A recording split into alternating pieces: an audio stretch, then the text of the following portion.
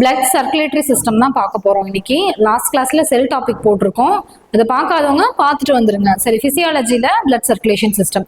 சரி, blood circulation system அப்படின்னு சொல்லி பார்த்தோம் அப்படின்னா அதுல என்ன இன்வால்வ் ஆயிருக்கும் அப்படின்னா பிளட்டோட சர்க்குலேஷன் மட்டும் இன்வால்வ் ஆயிருக்காது, ஹார்ட் அப்படிங்கிறதும் அதுக்குள்ளதான் வருது. ஏன்னா ஹார்ட் தான் பிளட்டை பம்ப் பண்ணி எல்லா உறுப்புகளுக்கும் சர்க்குலேட் பண்ற வேலையை பண்ணுது, பம்ப் பண்ற வேலையை பண்ணுது. ஓகேங்களா? அதுக்கப்புறம் பார்த்தோம் அப்படின்னா இந்த பிளட் சர்க்குலேட்டரி சிஸ்டம்ல என்னென்ன இருக்கு அப்படின்னு சொல்லிட்டு பார்த்தோம்னா பிளட் இருக்கு, பிளட்டோடைய என்ன டைப் ஆஃப் குரூப் அப்படிங்கிறதும் நம்ம பார்ப்போம், ஹார்ட் பார்ப்போம், அதுக்கப்புறம் பிளட் கெப்லரி டியூப் இது எல்லாமே பார்க்க போறோம்.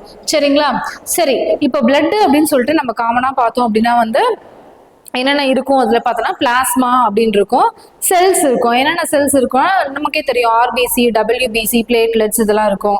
ஆர்பிசி தான் ஆக்சிஜனை கேரி பண்ணும், டபிள்யூபிசி ஃபைட் அகேன்ஸ்ட் பேத்தோஜன்ஸ். இதே பிளட் கிளாட்டிங்ல என்ன இது பண்ணும் அப்படின்னு சொல்லிட்டு பார்த்தோம் அப்படின்னா என்ன செல் பிளே பண்ணும் மேஜர் ரோல் அப்படின்னு பார்த்தா பிளேட்லெட்ஸ் தான் பண்ணும். இதெல்லாம் நமக்கு காமனா தெரிஞ்சதுதான். சரி, உள்ள என்ன புதுசா இருக்கு அப்படிங்கிறத நம்ம பார்க்கலாம். சரிங்களா? பிளட்னா இதெல்லாம் பத்தி தான் நம்ம பார்க்க போறோம். இப்போ டபிள்யூபிசி அப்படின்னு எடுத்துக்கிட்டோம் அப்படின்னா அதுல சில டைப்ஸ் இருக்கு, 5 டைப்ஸ் இருக்கும். அந்த டைப்ஸ் என்ன? இப்போ ஜென்ரலா ஃபைட் அகேன்ஸ்ட் பேத்தோஜன்ஸ் அப்படின்னு சொல்லிட்டு டபிள்யூபிசியை சொல்லிடலாம். அதுக்கு கீழே டைப்ஸ் அப்படின்னு சொல்லிட்டு பார்க்கும்போது ஒவ்வொன்றுக்கும் ஒவ்வொரு வேலை தனித்தனியா இருக்கும். எது சின்னது எது பெருசு, எக்ஸாம் பாயிண்ட் ஆஃப் வியூல அதுதான் நமக்கு கொஸ்டினா கேட்க போறாங்க. சரி, இப்போ பிளட் சர்க்குலேட்டரி சிஸ்டம் அப்படின்னு சொல்லிட்டு பார்த்தோம் அப்படின்னா இது என்னென்ன இருக்கு அப்படின்னா பிளட் இருக்கு, பிளட்டோட type of groups A positive, B positive, O positive இதெல்லாம் இருக்கு. ஓகேங்களா? டைப்ஸ் ஆஃப் ஹார்ட் பம்ப் பண்ணக்கூடிய ஆர்கன் நம்மளோட உடம்புல. எந்த ஒரு ஆர்கன் பிரெயினோட கண்ட்ரோல்ல இல்லாதது அப்படின்னு சொல்லிட்டு பார்த்தாலும் ஹார்ட் மட்டுமான்னு பார்த்தா ஹார்ட் மட்டும் கிடையாது, லங்ஸ், அதுக்கப்புறம் கிட்னி, இது மூணும் பிரெயினோட கண்ட்ரோல்ல இருக்காது. அதுக்கடுத்தோம்னா பிளட்டோட கெப்லரி டியூப்ஸ், இதுவும் நம்ம பார்க்க போறோம் அடுத்தடுத்து. சரி, பிளட் சர்க்குலேட்டரி சிஸ்டம் என்ன சொல்றாங்க, அதுக்கு இன்னொரு பேர் இருக்கு. என்ன அப்படின்னா கார்டியோ வாஸ்குலர் சிஸ்டம். கார்டியோங்கிற டேர்ம் ஏன் வருது அப்படின்னு சொல்லி பார்த்தோம்னா ஏன்னா ஹார்ட்ல இருந்தா ஸ்டார்ட் ஆகுது அப்படிங்கிறதுலாம் கார்டியோ வாஸ்குலர் சிஸ்டம். அதுக்கடுத்து இதுல என்னென்ன கேரி பண்ணிட்டு போகும் பிளட்ல அப்படின்னு சொல்லி பார்த்தோம் அப்படின்னா கண்டிப்பா ஆர்பிசி என்ன பண்ணும் அப்படின்னா ஆக்சிஜனை கேரி பண்ணிட்டு போகும். நியூட்ரியன்ஸ்லாம் எதுல இருக்கும்னா பிளாஸ்மாலாம் இருக்கும், நியூட்ரியன்ஸ் இருக்கும். அதே மாதிரி ஹார்மோன்ஸ் எல்லாம் என்னது, ஹார்மோன்ஸ் மோஸ்ட்லி என்னது ஒரு டக்லெஸ் கிளாண்டான எண்டோக்ரைன் கிளாண்ட் தான் செக்ரேட் பண்ணும். டக்ட் எல்லாம் கிடையாது. அது என்ன பண்ணும் அப்படின்னா டைரக்டா ஹார்மோன்ஸை பிளட்ல டைல்யூட் பண்ணி விட்டுரும். அப்புறம் எந்தெந்த ஆர்கனுக்கு தேவையோ அது பிளட் சர்க்குலேஷன் மூலம் அது எடுத்துக்கும். அப்போ ஹார்மோன்ஸும் அதில் தான் எடுத்துட்டு போறதும் பிளட் வழியா தான் அப்படிங்கறத சொல்றாங்க. சரி, அதான் சொல்லியிருக்காங்க தேர்ட் பாயிண்ட்ல, it transport oxygen, hormone, nutrients to all the cell body. ஏன் நியூட்ரியன்ஸ் எடுத்துட்டு போகணும் அப்படின்னா ஏன்னா ஒவ்வொரு வேலையும் செய்யணும். இப்போ நமக்கு ஒரு வேலையை செய்யணும்னா ஃபுட்டு தேவை, அதே மாதிரி செல்லும் 24/7 அதோட வேலையை செஞ்சுட்டு இருக்கு. அதுக்கான ஆற்றல் தேவை. அப்போ அதுக்கு நியூட்ரியன்ஸ் தேவை. அந்த நியூட்ரியன்ஸ் எது வழியா போகுது அப்படின்னு சொல்லி பார்த்தோம் அப்படின்னா பிளட் வழியா தான் போகுது. சரி, அடுத்து ஒரே நிமிஷம். சரி, பிளட் நார்மலா பிளட்டை பத்தி படிக்கக்கூடிய படிப்புக்கு ஹீமட்டாலஜி அப்படின்னு கூட சொல்லலாம். ஏன் ஹீமட்டாலஜி அப்படின்னா நமக்கே தெரியும் பிளட்ல ஆர்பிசியில ஹீமோகுளோபின் அப்படிங்கிற ஒரு நிறமி இருக்கு. அதுதான் ஹீமட்டாலஜி, ரெட் கலர்ல இருக்கிறதுனால ஹீமட்டாலஜி அப்படின்னு சொல்றாங்க. Study of blood is haematology. இது என்ன அப்படின்னா பிளட் ஒரு ஃப்ளூயிடா அப்படின்னு சொல்லி பார்த்தா கிடையாது. அது என்ன அப்படின்னா ஒரு கனெக்டிங் திசு, ஃப்ளூயிட் ஃபார்ம்ல தான் இருக்கும். அது ஒரு திசு, செல்லெல்லாம் கிடையாது, திசு, நிறைய செல்கள் சேர்ந்து உருவான ஒரு திசு தான் கனெக்டிங் திசு அப்படின்னு சொல்றாங்க. அதுக்கடுத்து ஹியூமன் பாடியில ஜென்ரலா பார்த்தோம்னா 5 to 6 லிட்டர் இருக்கும். இன்னும் ஸ்பெசிஃபிக்கா பார்க்கணும் அப்படின்னா மெயில்ல அப்படின்னா 4.5, மெயில் 5 to 5.5 இருக்கும், ஃபீமேல் அப்படின்னா 4.5 to 5 இருக்கும். ஓகேங்களா? அதுக்கடுத்து பிளட்ல நம்மளோட பிளட்டோட வெயிட் நமக்கு மொத்த ஹியூமன் பாடியில எப்படின்னா 7% ஆஃப் ஹியூமன் பாடி வெயிட். இப்போ நான் ஒரு 50 கிலோ இருக்கேன்னா அது ஒரு 7% என்னோட பிளட் வெயிட், பிளட்டோட வெயிட் இருக்கும். ஓகேங்களா? அதே மாதிரி பிஹெச் அப்படின்னு சொல்லி பார்க்கும்போது 7.3 to 7.4. அப்போ இது என்ன நேச்சர்ல இருக்குன்னு நம்மளே சொல்லிடலாம். 7க்கு மேல இருக்கு, அல்கலைன் நேச்சர்ல இருக்கு, அது ஸ்லைட்லி அல்கலைன்னு சொல்லலாம். அதுக்கடுத்து காம்போசிஷன் ஆஃப் பிளட் எதனால ஆயிருக்கும் அப்படின்னா ஆர்பிசி, டபிள்யூபிசி, பிளேட்லெட்ஸ் அது தெரியும், அதெல்லாம் வந்து செல்ஸ்க்கு கீழே வரும். பிளட் செல்ஸ் இல்லைன்னா வந்து கார்ப் செல்ஸ் அப்படின்னு சொல்லுவாங்க. இன்னொன்று வந்து என்னன்னா பிளாஸ்மா அப்படிங்கிறது. அப்போ blood is composed of plasma and blood cells. Blood செல்ஸ்க்குள்ள போய் பார்த்தோம் அப்படின்னா தான் ஆர்பிசி, டபிள்யூபிசி, பிளேட்லெட்ஸ் இதெல்லாம் வரும். ஓகே, இப்போ பிளட்ல வந்து மேக்ஸிமமா வந்து என்ன இருக்கும் அப்படின்னு சொல்லி பார்த்தோம் அப்படின்னா வந்து பிளாஸ்மா தான் இருக்கும். 55% வந்து ஆக்குபை பண்ணியிருக்கிறது பிளாஸ்மா தான். மீதி இருக்கிறது எல்லாமே பிளட் செல்ஸ். ஓகேங்களா, 45%. அப்போ இதுதான் question. Maximum portion of the blood occupied by என்ன அப்படின்னு சொல்லி கேட்டாங்க அப்படின்னா வந்து பிளாஸ்மா அப்படிங்கிறது நம்ம சொல்லிடணும். அதுக்கடுத்து பிளட் செல்ஸ் ஒவ்வொன்றும் நம்ம பார்க்கலாம், பிளாஸ்மாவும் பார்ப்போம். ஃபர்ஸ்ட் என்ன அப்படின்னா வந்து பிளட் செல்ஸ் அப்படின்னா 45% இருக்கு. என்னென்ன டைப் அப்படிங்கிறது ஆல்ரெடி சொன்னது தான். டைரக்டா ஆர்பிசிக்கு போயிடலாம்.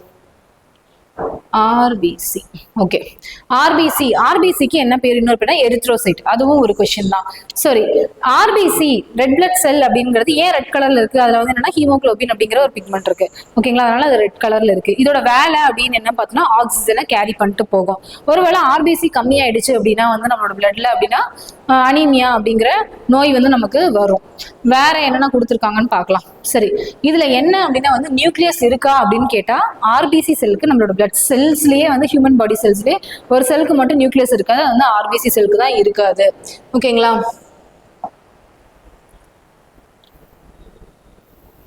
ஆர்பிசி செல்க்கு வந்து என்னது லேக் ஆஃப் நியூக்ளியஸ். உள்ள நியூக்ளியஸ் இருக்குமா அப்படின்னு கேட்டா நியூக்ளியஸ் இருக்காது. சரி, அதோட ஷேப் எப்படி இருக்கும் அப்படின்னா வந்து ரெண்டு பக்கமும் பயோ கான்கேவ், ரெண்டு பக்கமே குளிந்து காணப்படும். இங்க பாருங்களா, இங்க இருக்கு ரெண்டு பக்கமும் அப்படின்னா குளிந்து காணப்படும். இப்போ அது சில லென்ஸ் எல்லாம் எடுத்துக்கிட்டோம்னா இந்த உள்ளேயும் குளிஞ்சிருக்கும் வெளியும் குளிஞ்சிருக்கும், அந்த மாதிரி பார்த்துக்கலாம். சரி, த shape is bio concave as they have depression on both sides. ரெண்டு பக்கமா குளிந்து காணப்படுங்கிறத சொல்லியிருக்காங்க. எங்க வந்து இது ப்ரொடியூஸ் ஆகும் அப்படின்னா போன் மேரோல தான். கரெக்டா சொல்லணும்னா ரிப் கேஜ் இருக்குல்ல அங்க, அதாவது they are produced in red bone marrow in the ribs. அதுக்கடுத்து வந்து இதுதான் உள்ள வந்து என்ன upper arm bone, upper leg bone, அப்புறம் வந்து பார்த்தோம் அப்படின்னா வந்து அதர் லெக் போன்ஸ்ல இதெல்லாம் வந்து ஃபார்ம் ஆகுது குறிப்பிட்டு சொல்லும் போது. அப்ப போன் மேரோ ஆஃப் ரிப்ஸ்லயும் ஃபார்ம் ஆகுது. ஹியூமரஸ் அப்படிங்கிறது வந்து ஆர்ம் இருக்குல்ல, ஆர்மோட அப்பர். அதுக்கடுத்து வந்து பார்த்தீங்கன்னா அப்பர் லெக் போன் உள்ள வந்து இன்னும் டீப்பா பார்த்தோம் அப்படின்னா, ஆனா ஜென்ரலா போன் மேரோன்னு மட்டும் ஞாபகம் வச்சுக்கோங்க. அதை தாண்டி இன்னும் உள்ள வந்து கேட்க போறது கிடையாது. அடுத்தது வந்து என்னன்னா ஹெல்தி அடல்ட்ல வந்து எவ்வளவு இருக்கும் இந்த ஆர்பிசி இருக்கணும் அப்படின்னு சொல்லி பார்த்தோன்னா 4.5 to 5.5 மில்லியன் கவுண்ட்ஸ்ல இருக்கணும். எவ்வளோல அப்படின்னு சொல்லி பார்த்தோம் அப்படின்னா வந்து 0.001 ml வந்து இவ்வளோ நம்பர் ஆஃப் ஆர்பிசி இருக்கணும். ஓகேங்களா, அதாவது ஹெல்தியா இருக்காங்க. ஒருவேளை 4.5க்கு கீழே போயிடுச்சு அப்படின்னா தான் அனீமியா அப்படிங்கிற டிசீஸ் வருது. ஓகேங்களா, 4.5 to 5.5 மில்லியன் கணக்கான ஆர்பிசி நமக்கு நார்மலா தேவை. தினமும் வந்து நல்லா வந்து ஹெல்தியா இருக்கணும் அப்படின்னா அது வந்து எவ்வளோ எம்எல் அப்படின்னு சொல்லிட்டு பார்த்தோன்னா 0.001 ml அப்படின்னு சொல்லுவாங்க. மெயில்ல அப்படின்னா வந்து 5 to 5.5, ஃபீமேல்னா 4.5 to 5 அப்படின்னு சொல்றாங்க. எவ்வளோ அப்படின்னா 0.01 ml தான். இதோட லைஃப் ஸ்பேன் அப்படின்னு பார்த்தோம் அப்படின்னா 120 days. 120 days அப்படின்னு சொல்லி பார்க்கும்போது கிட்டத்தட்ட 4 months கிட்ட வருது. மெச்சூரிட்டி, சரி, ஆஃப்டர் அதோட லைஃப் ஸ்பேன் ஒரு செல் உருவாச்சு, அதுக்கப்புறம் எங்க போன் மேரோல வந்து 120 நாள் ஆனதுக்கப்புறம் அது எங்க போய் இறக்கும் அப்படின்னு சொல்லி பார்த்தோம் அப்படின்னா லிவர் அண்ட் ஸ்பிளைன்ல இருக்கும். கல்லீரல் மற்றும் மண்ணீரல்ல இறந்துரும் அப்படின்னு சொல்றாங்க. மெயினா இதோட வேலை என்ன அப்படின்னா வந்து transport the oxygen and carbon di oxide. ஆக்சிஜனை எப்போ எடுத்துட்டு போகும் அப்படின்னா வந்து ஃபுல்லுக்கு ஆர்ட்டால இருந்து வெளியே போகும்போது, அதாவது ஹார்ட்ல ஆர்ட்டான்னு சொல்லிட்டு ஒரு தமனி இருக்கும், அதுல இருந்து என்னன்னா ஆக்சிஜனேட்டட் பிளட் நம்மளோட ஹியூமனோட ஃபுல் பார்ட்ஸ் ஆஃப் பாடிக்கும் வந்து எடுத்துட்டு போகும். அப்படி எடுத்துட்டு போகும்போது என்ன இருக்கும், ஆக்சிஜன் இருக்கும். அப்ப வந்து கேரி பண்ணிட்டு போகும். அதே மாதிரி வந்து ஒன்ஸ் வந்து அந்த ஆக்சிஜன் வந்து செல்ஸ் எல்லாம் வந்து ஃபுட்டை வந்து என்ன பண்ணும், டைஜஸ்ட் பண்ணி எனர்ஜியா கன்வெர்ட் பண்ணதுக்கு அப்புறம் என்ன வெளியே விடும் அப்படின்னு சொல்லி பார்த்தோன்னா கார்பன் டை ஆக்சைடு வெளியே வரும். அந்த கார்பன் டை ஆக்சைடை கேரி பண்ணிட்டு போறதும் இந்த ஆர்பிசி தான் அப்படின்னு சொல்றாங்க. அடுத்து பார்த்தோம் அப்படின்னா ஆர்பிசியில வேற என்ன இருக்கு அப்படின்னு சொல்லி பார்த்தோம்னா ஆர்பிசி கன்சிஸ்ட் ஆஃப் ஒரு புரோட்டீன் இருக்கு. அந்த புரோட்டீன் தான் வந்து ஹீமோகுளோபின் அப்படின்னு சொல்றாங்க. அந்த ஆர்பிசிலேயே எது கேரி பண்ணிட்டு போகுது அப்படின்னு சொல்லிட்டு பார்த்தா இந்த ஹீமோகுளோபின் தான் வந்து ஆக்சிஜனை கேரி பண்ணிட்டு போகுது அண்ட் கார்பன் டை ஆக்சைடு இந்த human body. Due to which haemoglobin, அதனால ஹீமோகுளோபினை என்ன சொல்றாங்க அப்படின்னா வந்து அது கேரி பண்ணிட்டு போறதுனால இந்த ஆக்சிஜனுக்கான போட்டு அப்படின்னு சொல்றாங்க. இப்போ ஹீமோகுளோபின்ங்கிற போட்ல ஏறி உட்காந்தா ஆக்சிஜன் எல்லா இடத்துக்கும் போயிடலாம் அப்படின்னு ஞாபகம் வச்சுக்கோங்க. அதுக்கடுத்து இந்த கலர் ஆஃப் த பிளட் அப்படின்னு சொல்லி பார்த்தோம் அப்படின்னா வந்து ரெட் எதனால வந்து இருக்கு அப்படின்னா வந்து ஹீமோகுளோபின்ங்கிற புரோட்டீன் வந்து அதுல இருக்கிறதுனால அப்படின்னு சொல்றாங்க. இதெல்லாம் நமக்கு தெரிஞ்சதுதான், புதுசா எதுவும் இல்லை. நமக்கு புதுசா பார்த்தோம் அப்படின்னா முன்னாடி இதுல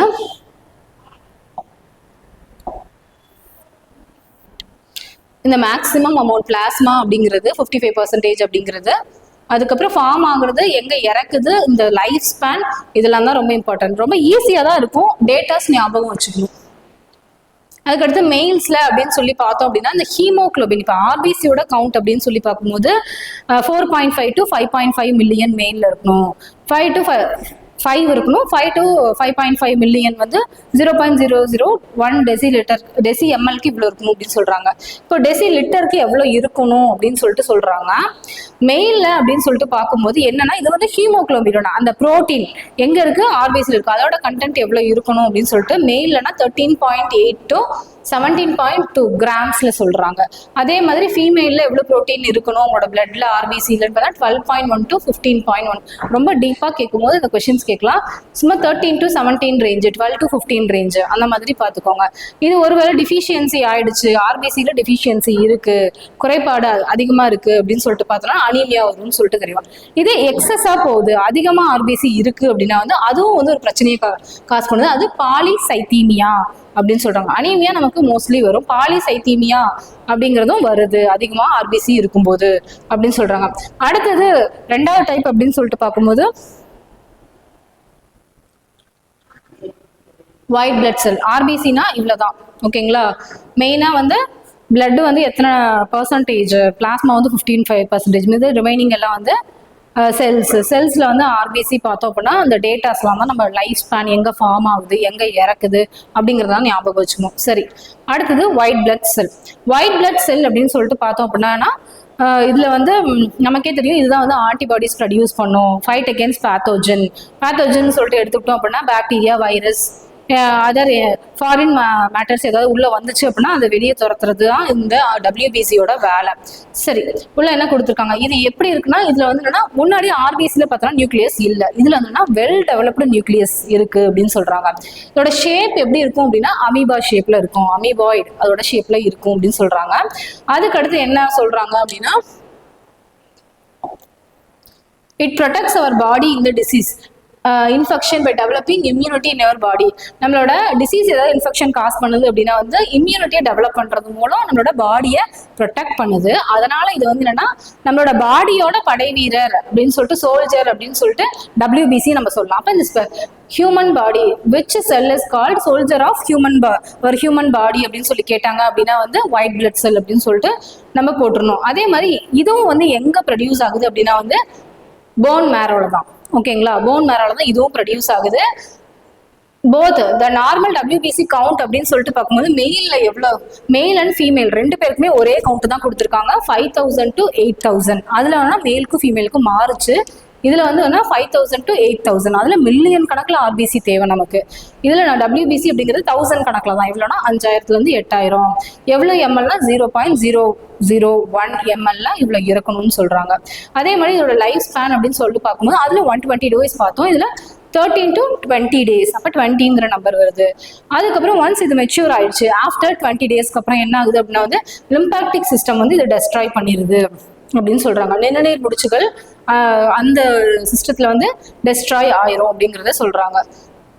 அதுக்கடுத்து ஒருவேளை WBC குறைஞ்சிருச்சு அப்படின்னா வந்து நமக்கு என்ன ஆகும் அப்படின்னா வந்து பிளட் கேன்சர் வரதுக்கு காரணம் வந்து WBC வந்து அதிகமாயிடுச்சு அப்படின்னா வந்து பிளட் கேன்சர் வருதுன்னு சொல்றாங்க. Excess of WBC count cause leukaemia அப்படின்னு சொல்லக்கூடிய பிளட் கேன்சர். ஒருவேளை குறைஞ்சிருச்சு அப்படின்னு சொல்லிட்டு பார்த்தோன்னா லுக்கோஃபீனியா அப்படிங்கிற ஒரு டிசீஸ் வரும் அப்படின்னு சொல்றாங்க. லுக்கோஃபீனியா, ஓகேங்களா. குறைஞ்சிட்டாலும் ரொம்ப கஷ்டம் தான், ஈஸியா வந்து எந்த ஒரு பேத்தஜனும் சரி, ஒரு ஈவன் ஒரு சின்ன ஒரு காஃபா இருக்கட்டும், கோல்டா இருக்கட்டும், எல்லாமே வந்து ஈஸியா வந்து அட்டாக் ஆயிரும், சரிங்களா. அதுக்கடுத்து பார்த்தோம் அப்படின்னா வந்து WBC classify into 2 types. Granulocyte granulocyte அப்படின்னு சொல்லிட்டு பிரிக்கிறாங்க, ரெண்டா பிரிக்கிறாங்க. இதுக்குள்ள வந்து ஏ கிரானுலோசைட்ல 2 வெரைட்டி. அது என்ன அப்படின்னா வந்து மோனோசைட், லிம்போசைட். ஏன் வந்து ரெண்டா பிரிச்சிருக்காங்க அப்படின்னா வந்து இதோட நியூக்ளியஸை பேஸ் பண்ணி பிரிக்கிறாங்க. இது ரெண்டுக்கும் வந்து ஒரு நியூக்ளியஸ் இருக்கும். மோர் தென் 1 நியூக்ளியஸ் வந்து எதுல இருக்குன்னா கிரானுலோசைட்ல இருக்கும். அது வந்து 3ஆ பிரிச்சிருக்காங்க. மோனோசைட், லிம்போசைட் ரெண்டுக்கும் வந்து இங்க இருக்கு பாருங்க பிக்சர். லிம்போசைட் அப்படின்னு சொல்லி பார்த்தோம் அப்படின்னா இது ரெண்டுக்கும் ஒரு நியூக்ளியஸ் இருக்கு. இந்த பிக்சர்ல பார்த்தா தெரியும். அதே மாதிரி இது பேசோஃபில், ஈசனோஃபில், நியூட்ரோஃபில், ஃபில் முடியுதுல்ல, இதுக்கு எல்லாமே வந்து மோர் தென் 1 நியூக்ளியஸ். மோனோசைட், லிம்போசைட்க்கு மட்டும் வந்து சைட் முடியுது. அது ரெண்டுக்கும் வந்து ஒரு நியூக்ளியஸ் தான் இருக்குன்னு சொல்லிட்டு ஞாபகம் வச்சுக்கோங்க. Basophil, eosinophil, neutrophil. சரி, இது மொத்தமா வந்து WBCல 5 இருக்கு. பேசிக்கா பிரிக்கும் போது 2ஆ பிரிக்கிறாங்க. ஏ கிரானுலோசைட், ஏ கிரானுலோசைட்ல வந்து ஒரே ஒரு நியூக்ளியஸ் இருக்கும். கிரானுலோசைட்ல மோர் தென் 1 நியூக்ளியஸ் இருக்கும் அப்படிங்கறத ஞாபகம் வச்சுக்கோங்க. அதுக்கடுத்து அதான் சொல்லியிருக்காங்க கீழே இந்த பாயிண்ட்ஸ்ல, which contains single nucleus, then it is called agranulocyte. WBC contain for அதுக்கு எக்ஸாம்பிள்னா மோனோசைட், லிம்போசைட், அதுல ஒரே ஒரு நியூக்ளியஸ் தான் இருக்கு. அடுத்து WBC which contain 2 or more nucleus, 2 அதற்கு மேற்பட்ட. இது பார்த்தோம் அப்படின்னா வந்து கிட்டத்தட்ட 2 3 இருக்கிற மாதிரி இருக்கு. இதுல 2 இதுல 3 இருக்கிற மாதிரி இருக்கு. அப்ப மோர் தென் 1க்கு மேல போயிடுச்சு, 2 or மோர் நியூக்ளியஸ், 2 இல்லைன்னா அதற்கு மேற்பட்டு போகும்போது வந்து கிரானுலோசைட்னு சொல்றாங்க. இதுக்கு எக்ஸாம்பிள்னா ஈசனோஃபில், பேசோஃபில், நியூட்ரோஃபில் அப்படின்னு சொல்றாங்க. சரி, அதுக்கு அடுத்து என்ன சொல்றாங்க அப்படின்னா வந்து 2 or nucleus, smallest blood cell இருக்கிறதே வந்து ரொம்ப சின்ன பிளட் செல்னாலும் சரி, WBCல மட்டும் இருக்கக்கூடிய செல் 5 செல்ல வந்து சின்னது அப்படின்னு சொல்லிட்டு பார்த்தோம் அப்படின்னாலும் மோனோசைட் தான். ஓகேங்களா? எதுல? பிளட் செல்ல மட்டும். பிளட் செல்ல எத்தனை டைம் RBC, WBC, பிளேட்லெட்ஸ் இருக்குல்ல, இதுல மட்டும் தான் பேசிட்டு இருக்காங்க. அதுலயே ஸ்பெசிஃபிக்கா WBCல இந்த 5ல எது சின்னதுனாலும் மோனோசைட் தான். மொத்த பிளட் செல்லையும் சின்னது அப்படின்னாலும் மோனோசைட் தான். அதுக்கு அடுத்து லார்ஜஸ்ட் அப்படின்னு சொல்லிட்டு பார்க்கும்போது பிளேட்லெட், ரத்த தட்டுகள், அதுதான் வந்து லார்ஜஸ்ட் பிளட் செல். ஓகேங்களா? இதுவே இந்த 5ல மட்டும் லார்ஜஸ்ட் அப்படின்னு சொல்லி பார்த்தோம் அப்படின்னா வந்து லிம்போசைட். ஓகேங்களா? அப்ப ஒரே ஒரு நியூக்ளியஸ் இருக்கக்கூடிய சின்னது வந்து மோனோசைட் வந்து சின்னது. அதே மாதிரி பிளட் செல்ல அதே தான் சின்னது. லிம்போசைட் வந்து எது பெருசோ, மொத்த செல்கள்ல வந்து பெருசா இருக்கா அப்படின்னு சொல்லிட்டு பார்த்தோம் அப்படின்னா வந்து அது பிளேட்லெட். இதுல மட்டும் பெருசு அப்படின்னா வந்து லிம்போசைட் அப்படிங்கறத தெரிஞ்சுக்கோங்க. அதுக்கடுத்து வேற என்ன கொடுத்துருக்காங்க? சரி, இப்போ இது எல்லாம் வந்து என்னன்னா ஃபைட் அகேன்ஸ்ட் பேத்தோஜன் அப்படின்னு சொல்லிட்டு பார்த்தோம்னா எல்லாத்துக்கும் இந்த ஒவ்வொன்றுக்கும் ஒவ்வொரு வேலை. ஓகேங்களா? என்னென்ன வேலை செய்யுது அப்படிங்கிறத நம்ம தெளிவா பார்த்துக்கலாம். WBC which fight against அலர்ஜிக்கு எதிராக அப்படின்னு சொல்லி பார்த்தோம்னா இந்த பேசோஃபிலும் ஈசனோஃபிலும் அலர்ஜிக்கு எதிராக ஃபைட் பண்றது. ஃபார் எக்ஸாம்பிள் இப்போ ஒரு டஸ்ட் வந்து உள்ள வருது அப்படின்னு சொல்லிட்டு பார்த்தோம்னு வச்சுக்கோங்களேன். If any dust particle enter our body, basophil வந்து அதை ஐடென்டிஃபை பண்ணிடும். இந்த B அப்படிங்கிறது வந்து என்ன பண்ணும் அப்படின்னா அதான் B லெட்டர் ஃபர்ஸ்ட்ல இருக்குன்னு சொல்லிட்டு ஞாபகம் வச்சுக்கோங்க. அது என்னன்னா ஐடென்டிஃபை பண்ணிடும். ஐடென்டிஃபை பண்ணி என்ன பண்ணும்னா அது ஒரு கெமிக்கலை செக்ரேட் பண்ணும். அது பேர் என்னன்னா ஹிஸ்டமைன் அப்படிங்கிற கெமிக்கல். அந்த கெமிக்கல் என்னன்னா ஈசனோஃபில்ல அலர்ட் பண்ணிடும். ஓகேங்களா? ஈசனோஃபில்ல அலர்ட் பண்ணி என்ன பண்ணணும், அதனால வந்து நமக்கு டஸ்ட் உள்ள பிரச்சனை, காஃப், ஸ்னீஸ் பண்றோம்ல, அதெல்லாம் வந்து நடக்கிறதுக்கு காரணம் இதுதான். ஓகேங்களா? அப்போ ஒரு டஸ்ட் பார்ட்டிகல் உள்ள வந்துச்சுன்னா எது ஐடென்டிஃபை பண்ணோம்? பேசோஃபில் தான் ஐடென்டிஃபை பண்ணோம். அப்படி ஐடென்டிஃபை பண்ணிட்டு என்ன பண்ணும் அப்படின்னா வந்து இதுக்குள்ள வந்து ஒரு என்சைமை வந்து சுரந்து விடும். அந்த என்சைம் வந்து டைரக்டா போய் காஃபை இது வந்து காஸ் பண்ணுமா அப்படின்னு சொல்லிட்டு பார்த்தா கிடையாது. அது எதை வந்து ஆக்டிவேட் பண்ணும் அப்படின்னா வந்து ஈசனோஃபில்ல வந்து சொல்லி காஃப், ஸ்னீஸை வந்து ஆக்டிவேட் பண்ணு சொல்றாங்க. அந்த கெமிக்கல் பேரு ஹிஸ்டமைன் அப்படிங்கிறது முக்கியம். ஓகேங்களா? ஹிஸ்டமைன். அதுக்கு அடுத்து WBC which fight against micro organism, அதாவது இந்த WBCல மைக்ரோ ஆர்கானிசம் அப்படின்னு சொல்லக்கூடிய பாக்டீரியா, இது வைரஸ், அதுக்கப்புறம் அதர் ஃபாரின் மேட்டர், அதுக்கு எதிராக வந்து இது பண்றது வந்து நியூட்ரோஃபில். அப்ப இந்த பேசோஃபிலும் ஈசனோஃபிலும் இது பண்ணுதா, பேத்தஜன்ஸ்க்கு ஏதாவது ஃபைட் பண்ணுதா அப்படின்னு கேட்டல. டஸ்ட் பார்ட்டிகல்ஸ் ஏதாவது உள்ள வந்துச்சுன்னா அது வெளியே தள்ளுற வேலையை மட்டும்தான் இது ரெண்டு படுது. நியூட்ரோஃபில் தான் வந்து ஃபைட் அகேன்ஸ்ட் மைக்ரோ ஆர்கானிசம் அப்படின்னு சொல்லிட்டு சொல்றாங்க. So WBC which fight against microorganism is neutrophil.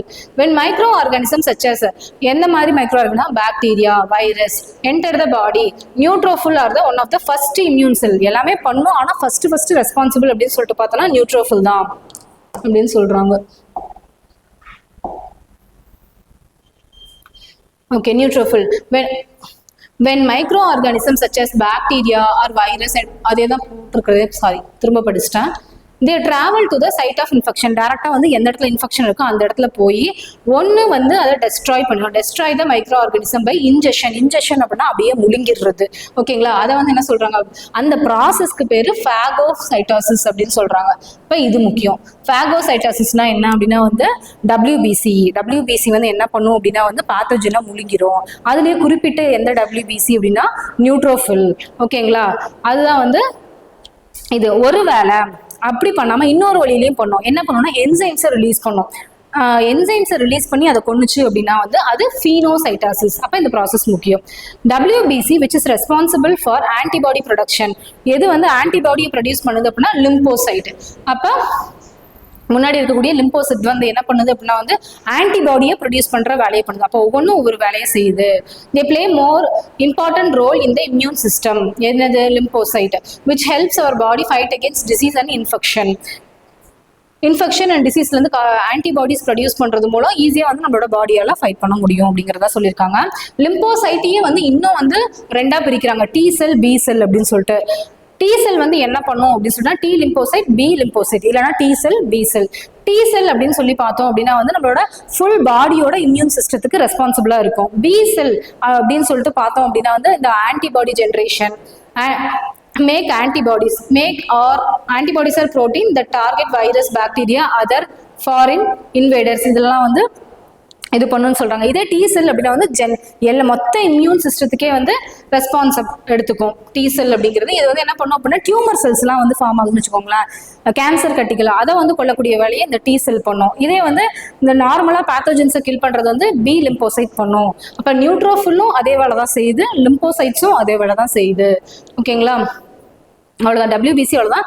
Remaining வந்து அடுத்த கிளாஸ்ல நம்ம சர்க்குலேட்டரி சிஸ்டம்ல பிளேட்லெட்ஸ், அதுக்கப்புறம் என்னன்னா பிளாஸ்மா, இதை பத்திலாம் வந்து அடுத்தடுத்த வீடியோல பார்க்கலாம். அதுக்கப்புறம் ஹார்ட் இருக்கும். ஹார்ட்டுக்கு அடுத்து வந்து பிளட் சர்க்குலேட்டரி சிஸ்டம்ல லாஸ்டா வந்து கேவிட்டி டியூப் அப்படின்னு சொல்லிட்டு ஒன்று பார்த்தோம், அதுவும் வந்து பார்ப்போம். சரிங்களா? 1 by 1 பார்க்கலாம். மறக்காம வந்து கண்டினியூவா பாருங்க. அரிஹண்ட் அகாடமி சேனலுக்கு சப்ஸ்கிரைப் பண்ணிடுங்க. தேங்க்யூ.